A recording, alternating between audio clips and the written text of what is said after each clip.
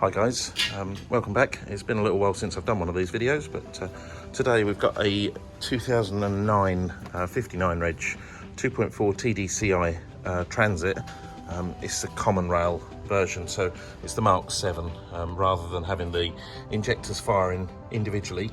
It's got the common rail just in here, and the injectors are electronically fired. Now this vehicle is, I don't know the history of it. Basically, it's arrived as a non-runner. Now, if you hook a battery up to it and turn it over, it smokes like hell and doesn't fire. Lots and lots of blue smoke pouring out of it. Turbo seems good. It's done 160,000 miles. It's quite oily in places, particularly down this side, down the fuel pump side. But the 2.2s seem to have a bit of an issue where they burn holes in pistons if the injectors fail. Now this, I know, has at least one injector that has melted the tip completely. We know that there's a problem there. I've tried to put a bore scope down. You can see that I've actually taken the front two injectors out already, cylinders 1 and 2. I've taken a couple of bits off just to try and do a little bit of investigation. Obviously the front panel's out, as you can see right from the start of the video there. Yeah, tried to get a bore scope down, but unfortunately the actual hole is slightly too small for my bore scope, so I'm unable to see all the way in. But I don't know, you can't really see a lot there. That's obviously just the injector seat. But I'm pretty convinced, because of the amount of smoke and the sort of history of it, that I'm fairly well convinced that even though it's the 2.4, which is less common to have the holes in the pistons, I'm pretty sure that it's going to have a hole in a piston. It's going to basically be a case of stripping the head off of it, see what we've got. We might end up putting an engine in it, we might end up rebuilding this one, but I just thought I'd make a video of the strip down process to see what we can find, and see if we can actually identify the fault and put a definite answer to why it's a non-runner. So to start with, we're going to obviously take some of the stuff off the front here. I've already got the radiator out, got the coolant drained and things like that. As I've said, we've got the first two injectors are already out, injector lines are out, a couple of like leak-off pipes, little bits of wiring and things like that. We're going to have to obviously take the timing chain off so that we can lift the cams out. So I'll start off by getting all of this front stuff off, and then we'll see what we can do. We'll take the other two injectors out of the back here, take the rocker cover off, see what it looks like in there. If we can sort of stumble across an answer to its running problems on the way to taking the head off, then we'll leave it sealed up. But at the minute it's looking, I'm 99% sure that we're going to have to go all the way, take the head right off, and see what we can see inside. We can then do a proper inspection of the bores, the tops of the pistons, look for cracks or holes or anything that's picked up on the bores, and hopefully we'll come up with a reason that it's a non-runner, and be able to put it right rather than just throwing another engine at it. It'd be nice to repair this existing one. We'll see how we go.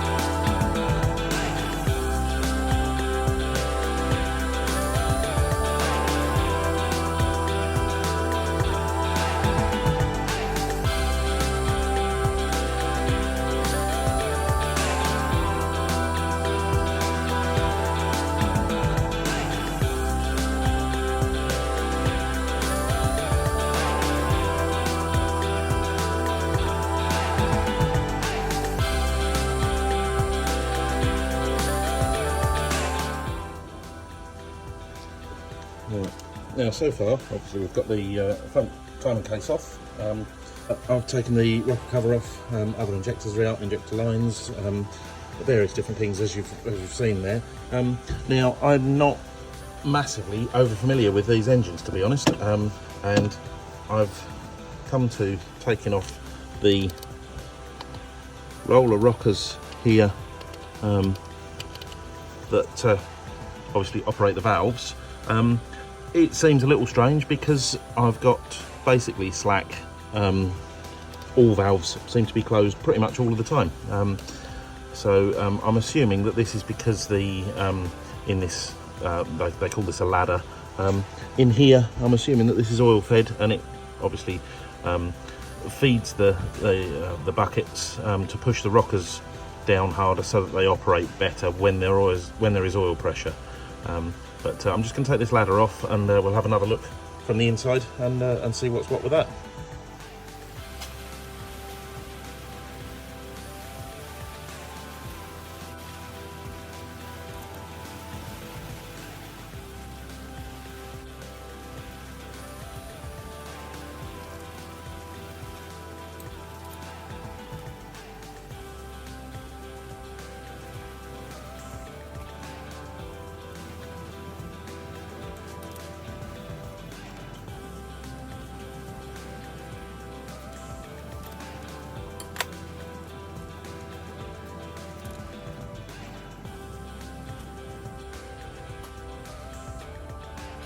Yeah, as you can see, these are actually oil fed,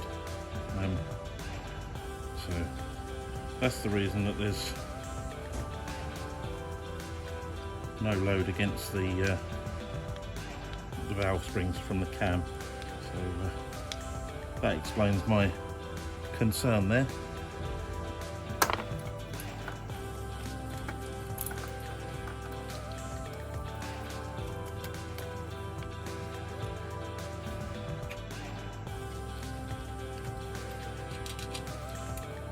I'm just setting the timing marks here so that we know that everything's in the right place inside the engine. Obviously we're going to have to reset when we put it back together, but this is just so that nothing causes any damage while it's coming apart.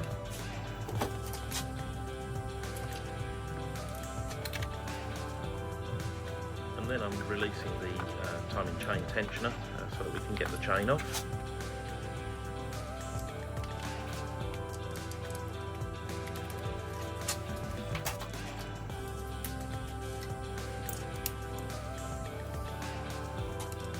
And then removing the timing chain guide just to give us enough slack to be able to pull the chain over the sprockets.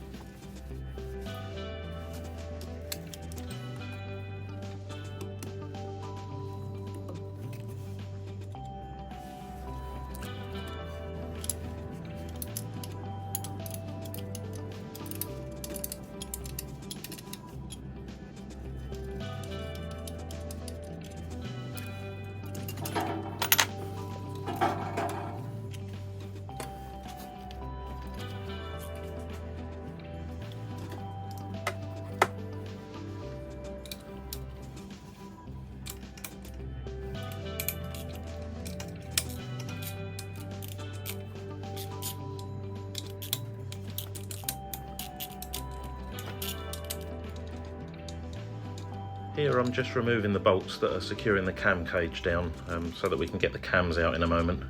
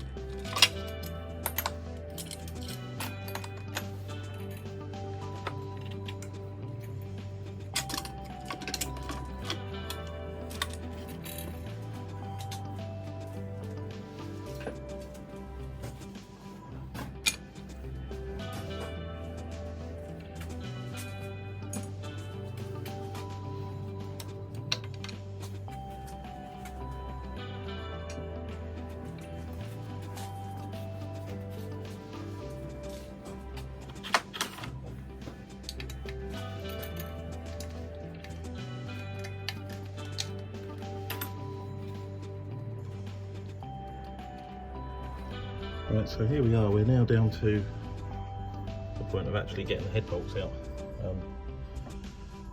Quite a bit of work to take everything out before you can even get to this stage, but haven't seen anything that's an enormous sort of blatant issue that's a cause for the problem at the minute. So we'll carry on and get the head off, have a look down the bores and see what we can find.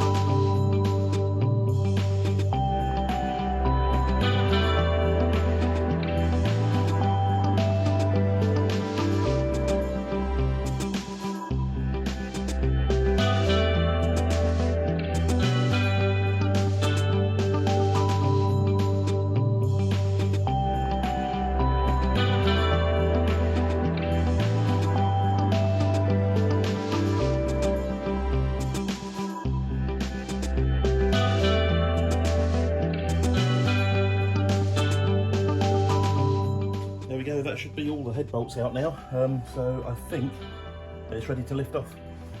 Just use a little pry or something to try and give it a head start. I have left something attached. Haven't removed the EGR valve, recirculation pipe from around the back of the head. I was trying to save time and just split the turbo from the manifold just here, but I think what I probably should have done, is undone the actual manifold bolts, separate the manifold from the head complete. I think that'll be the better way to go. So we'll see if they'll come undone.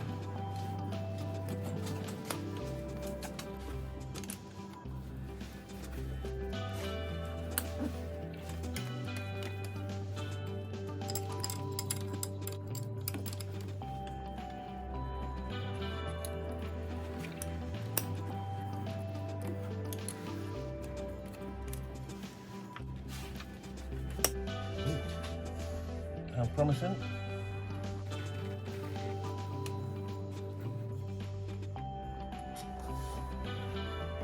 There we are. That's all of those out now, so the manifold should pull away from the head.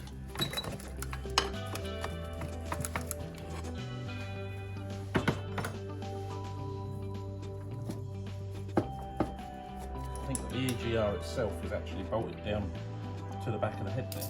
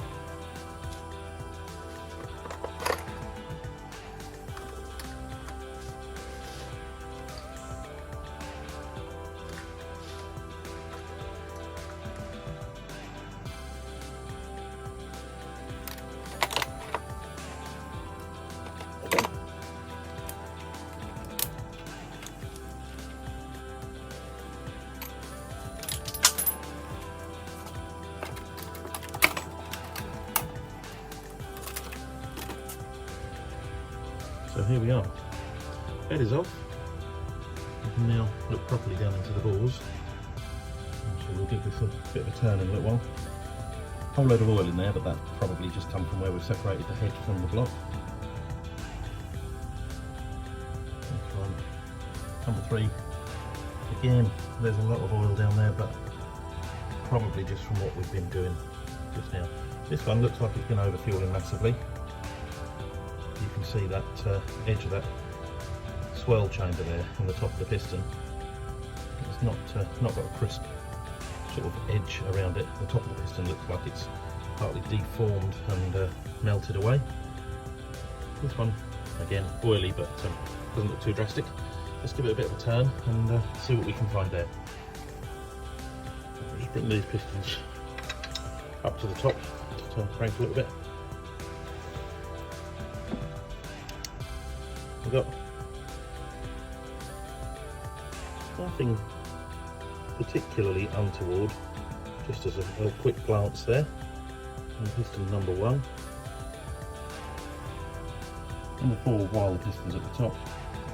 Again, a bit oily, but that's obviously, as I was saying, just where the head's been separated from the block. So I'll just turn to bring 2 and 3 to the top now.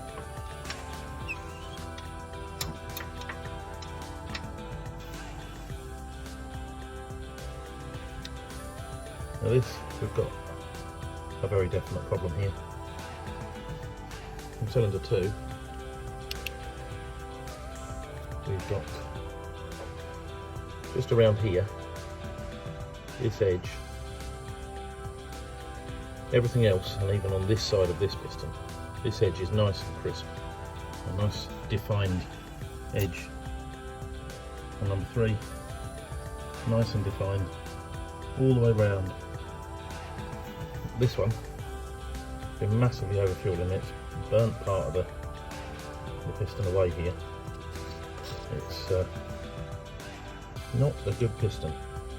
So, also looks like it's around this edge, this gap between here and the bore. It's not the same all the way round. It's quite a tidy gap, and then you get to that bit and there's a little bit of an opening. Cylinder 2 has definitely been overfueling and will need something addressing there. I'll just turn that over, put that piston back down to the bottom so we can have a look at the inside of the bore. Now, just as a quick glance, the bore actually looks alright. So here we are, we'll give this head a little bit of a clean down, just to make sure there's no sort of imperfections in the head. Obviously we don't want any burns, any valve seats that look like they're corroded or burnt. We don't want any cracks, anything that's an obvious visual sign before we go as far as skimming, pressure testing and all that sort of thing. Obviously we're going to be concentrating on cylinder 2, which is this one. This is the one that's got the burnt piston. Let's give it a clean up.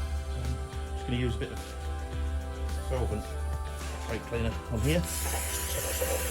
Get rid of the worst of it.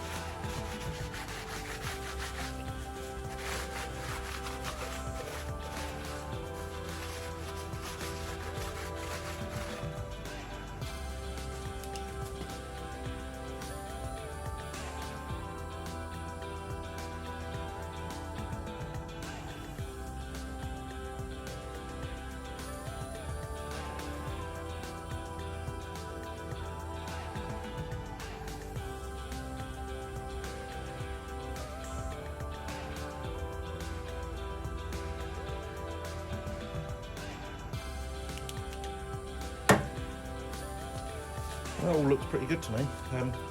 We can't see loads there, but it looks like an even sort of discoloration on cylinder 2, obviously 3, 4 and 1, but it looks, just as a quick glance, as though everything's been burning relatively evenly on each cylinder, up until quite recently, I would say. There's no significant signs of any damage to the face of the head there. That head gasket sits around that way, and this part of the head gasket up here is sort of protrudes out at the back of the head, so it would be visible even with the head on. And the fact that there are 2 holes there could potentially be a sign that that this is not a standard original thickness head gasket. So it may be that I'm not sure. I'll have to look it up and double check, but it could be, for instance, that the first one has 1 hole, and if you skim it, you put a thicker gasket in to take up the amount that's skimmed off, and then that has 2 holes and so on, and you can potentially maybe skim it up to 3 times, something like that. So but I'll just look at the data and see if we can find out a definite answer on that, to see if it's had a head gasket in the past.